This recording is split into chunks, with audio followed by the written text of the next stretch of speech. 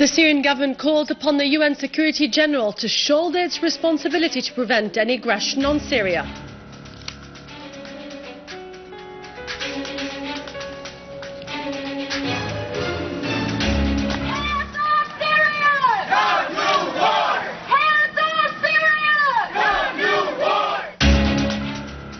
Arab and international condemnations of America's intention to wage war on Syria continue.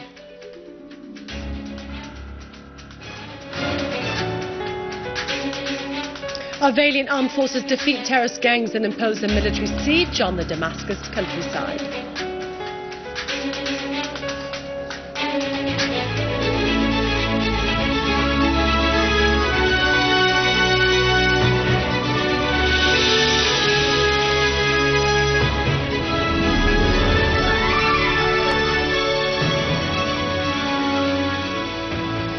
Welcome to our news bulletin. I'm Dania Nizam. Syria's permanent representative at the UN, Bashar al-Jafari, sent 2 identical letters to the UN calling upon the UN Security Council to preserve its role as a safety valve, preventing the disruptive use of force outside the context of international legitimacy. He asserted that the Syrian government warned more than 1 year ago against the serious risks of the use of chemical weapons by terrorist groups. Syria also warned the Secretary General and the Security Council against the activities of such groups. He added that Syria asserts once more that it has never used chemical weapons. On the contrary, it took the initiative of calling upon the Secretary General to form a team of scientific investigation of the use of chemical weapons in the town of Khan al-Asal last March. Al-Jafari pointed out that the Syrian government is keen to protect the safety of its people and to preserve its sovereignty and independence. 12 terrorist members of Jabhat al-Nusra. The chairman of the Iranian Shura, Majlis Ali Larijani, asserted that the American preparations to wage war in Syria would fail before the will of the people.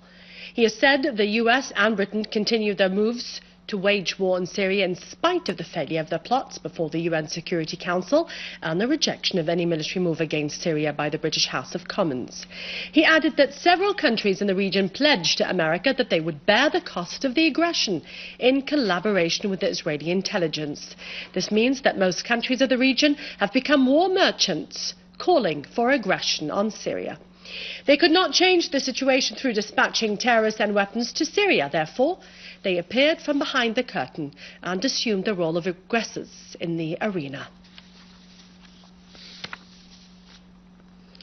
Egypt reasserted its attitude of rejection any military action by the US and its allies against Syria. The Egyptian Foreign Minister Nabil Fahmy said in a TV interview that Egypt rejects the use of military force against Syria. He pointed out that the American arena has borne the burden of war against Iraq and Afghanistan. Therefore, Obama resorted to the Congress in order to protect himself.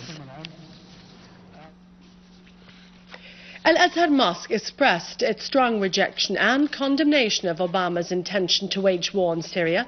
Al-Azhar stressed in its statement that the Syrian people have the right to self-determination and to choose their own rulers freely and with full transparency. President Nicolás Maduro of Venezuela asserted that America's intended military aggression on Syria would be a criminal act.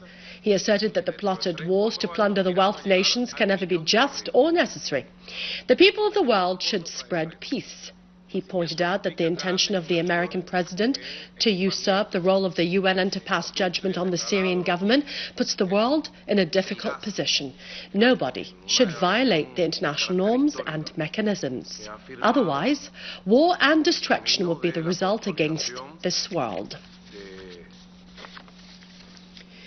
British Foreign Secretary William Hague stressed that the British government respects the decision of the House of Commons as it won't support the US in a military strike against Syria.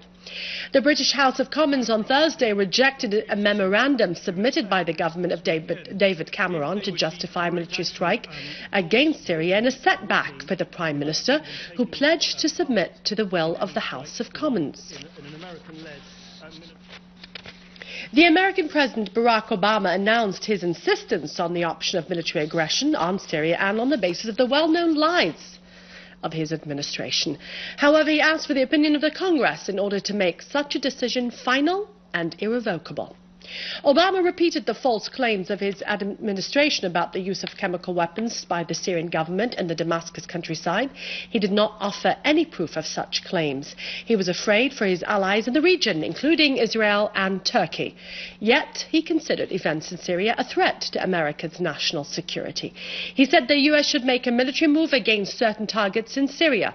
He claimed that his intervention would not be open or long and that no land forces would enter the field. He would not wait for the resolutions of the International Investigation Committee in its report.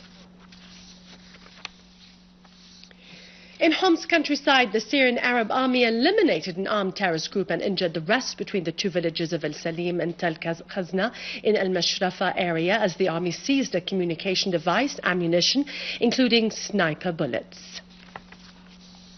In India, the students, the Syrian expatriates and several academics, party leaders and citizens participated in a solidarity rally with Syria against the threats to launch an aggression against it. The participants denounced the American Zionist interference with the Syrian issue, stressing their rejection to any aggression against Syria. The protesters shouted slogans against the Zionism and the United States. For his part, the Vatican Pope Francis announces a fasting day all over the world for peace in Syria.